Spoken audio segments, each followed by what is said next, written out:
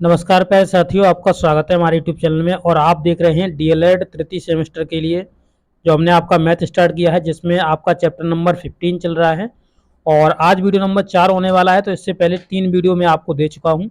अगर आपने नहीं देखे हैं तो आप जाकर जरूर देख लीजिएगा, क्योंकि इन सभी में आपके जो प्रमेय हैं उनको आपको कराया जा रहा है और आपको अच्छे से समझाया जा रहा है किस तरीके से आप प्रमेय से क्वेश्चंस जो होंगे वो आपके बहुत ही आसान हो जाएंगे और आप आसानी से क्वेश्चन देखते ही उस क्वेश्चन को सॉल्व कर पाएंगे।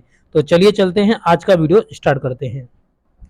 तो देखिए, ये एग्जाम्पल नंबर 2 है। इससे पहले एग्जाम्पल नंबर 1 को मैं आपको सिद्ध कर चुका हूँ, समझा चुका हूँ।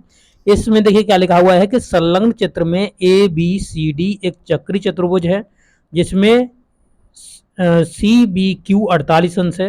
यानी अगर इस चित्र में देखेंगे तो सी बी क्यू, तो सी ये रहा, बी ये रहा और क्यू ये नीचे वाला रहा। यानी ये वाला जो एंगल है वो आपको 48 दिया गया है। कितना दिया गया है? 48 आपको एंगल दिया गया है। तो आप समझ गए ना। तो यहाँ पर जो एंगल की बात कर रहा है, यानी इस बी एंगल की बात कर रहा है कि ये आपको दिया गया है, वो आपको 48 दिया गया है। ठीक है, एक 48 एंगल दिया गया। उसके बाद कह रहा है कि ए बराबर 2b है। ए बराबर क्या है? 2b है। तो ए की जगह हम बराबर में 2b रख सकते हैं या 2b की जगह ए रख सकते हैं। तो कह रहा है कि बी का मान याद कीजिए। ये आपका फिगर है, इस फिगर को आप अच्छे से देख लीजिए।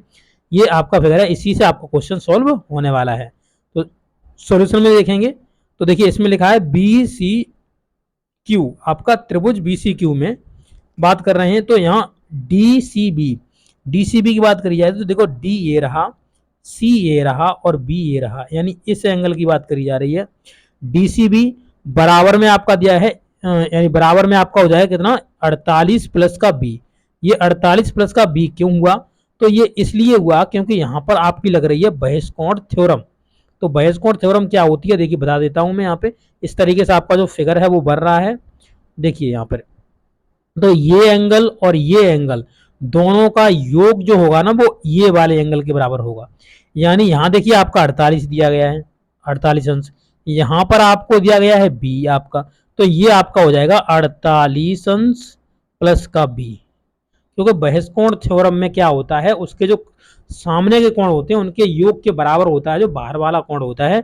ये चीज मैंने आपको समझाई हुई है। तो बहिष्कोण थ्योरम का यहाँ पे जो कॉन्सेप्ट है वो आपका लगा हुआ है। आशा करते हैं आप समझ गए होंगे। इसके बाद आप देखेंगे तो यहाँ पर लिखा हुआ है कोण बी पी बी। तो बी पी बी को देखेंगे तो बी कहाँ है? बी ये रहा, पी ये रहा और बी पी और बी। नहीं, A P B, A P B की बात कर रहा है। तो यानी ए और पी और बी इस एंगल की बात कर रहा है। तो यहाँ पर जो एंगल दिया है वो आपको ए दिया गया है। ठीक है, ये आपको एंगल ए दिया है इसने। यहाँ पर आगे बात करें तो देखिए यहाँ पर ए बी पी, तो ए बी पी को पकड़िए तो ए आ गया बी और आ गया पी। तो इस एंगल की बात कर रहे हैं।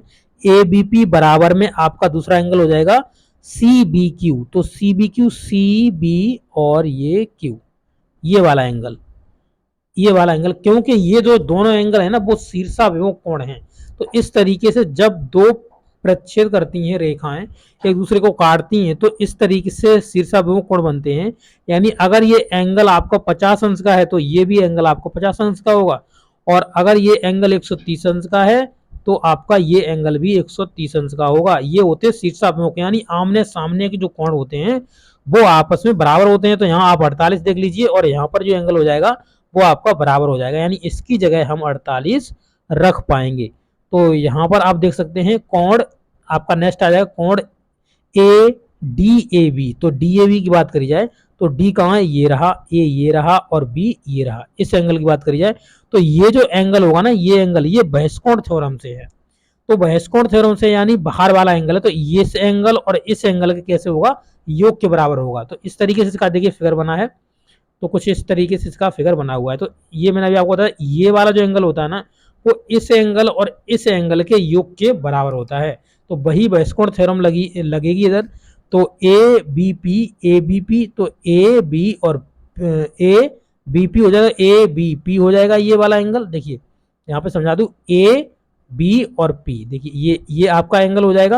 और फिर आपका हो जाएगा ए पी बी। तो ए पी बी आपका दिया है ए, तो ए को जोड़ देंगे तो इसमें ये बहिष्कोण थ्योरम से ये आपका बन जाएगा। यहीं पर अगर आप देखेंगे तो डी ए बी बराबर आपका हो जाएगा 48, क्योंकि 48 ये दिया हुआ है, ये आपका दिया क्यों है, इसके सी सब में कौन हो गया, तो ये 48 प्लस का ए, तो ये आपका हो जाएगा। अब देखिए चक्री चतुर्भुज जो है आपका यहाँ पे देख सकते हैं, तो चक्री चतुर्भुज है वो ए बी सी डी है, यानी ए बी सी डी, ये आपका है क्या है, चक्री चतुर्भुज है। चक्री चतुर्भुज है जिसमें देख सकते हैं डी सी बी, तो डी सी बी की बात करिए तो डी सी बी ये हो गया आपका, इसके बाद एंगल बात कर रहा है प्लस डी ए बी, तो डी ए बी ये एंगल कैसे होंगे, ये दोनों का योग जो होगा वो कितना होगा, 180 अंश का होगा, क्योंकि चक्री चतुर्भुज में जो आपके आमने सामने के कोण होते हैं वो कैसे होते हैं, हमेशा वो 180 अंश के होते हैं। तो ये एंगल होगा, ये एंगल 180 अंश का हो जाएगा। और यहाँ पर एंगल की कौन सी बात कर रहा है, इस इन एंगल की बात कर रहा है, यानी यहाँ एंगल सी है और यहाँ एंगल ए है, और यहाँ पर आपका क्या है ऊपर, तो ये आपका डी है और ये आपका बी है। तो यहाँ पर ये दोनों एंगल हो जाएंगे वो 180 अंश के हो जाएंगे जोड़ के, तो वही 180 अंश बराबर में रख दिया है। अब यहाँ पे आगे बढ़ेंगे तो यहाँ डीसीबी हमको पता है, डीसीबी हमने 148 प्लस बी निकाल लिया है, यानी डीसीबी की बात करी जाए तो यहाँ पर जो डीसीबी आप यहाँ पे देख सकते हैं डीसीबी, तो डी सी और बी, तो यहाँ पर ये जो एंगल है आपका, ये एंगल हमने निकाल लिया है, यानी 48 प्लस का बी, क्योंकि ये वेस्टकोट थ्योरम से निकाला, ये आपका हो जाएगा। और दूसरा एंगल हमने डी ए बी भी निकाल लिया था, यानी डी ए बी, ये वाला भी वेस्टकोट थ्योरम से निकल के आया था, तो इन दोनों को जोड़कर 180 अंश रख दिया, तो a प्लस बी यहाँ से निकल जाएगा आपका 84 अंश, a प्लस बी क्या निकल जाएगा, 84 अंश निकल जाएगा। इसको आप सॉल्व कर लेंगे। इसके बाद देखिए यहाँ पर क्या ऊपर कह रहा था कि आप a की जगह 2 भी रख सकते हैं, या आप यानी उसमें दिया हुआ था a बराबर 2b, ऊपर शुरू में दिया है a बराबर 2b, तो a बराबर 2 दिया है, यानी a की जगह 2 भी रख सकते हो या 2b की जगह a रख सकते हो। तो आपके पास क्या है, a प्लस बी दिया हुआ, तो a की जगह आप 2 भी रख दीजिए, 2 भी रख दिया हमने, एक की जगह प्लस का b, तो इसमें हमने ये हो गया, ये 3 भी बराबर हो गया 84, और 3 का आप जिसमें डिवाइड दे देंगे तो आपका b बराबर हो जाएगा 28 अंश। क्या हो जाएगा, b बराबर 28 अंश हो जाएगा, यानी a बराबर 2b आपका दिया हुआ है। तो b ही हमसे पूछ रहा था ऊपर कि ये आपको b बताना है कि b कितना एंगल होगा, ये वाला एंगल जो कह रहा था यहाँ पे जो दिया हुआ था ये वाला एंगल b, तो ये b एंगल ही पूछ रहा था, तो वो हमने आपको बता दिया। तो इस तरीके से आप इस क्वेश्चन को सॉल्व कर पाएंगे, और इसमें थोड़ा आप इसे करिए, खुद सॉल्व करिए इसे लिखकर, तो आपको बहुत ही आसानी होगी इसको, इन क्वेश्चनों को करने के लिए।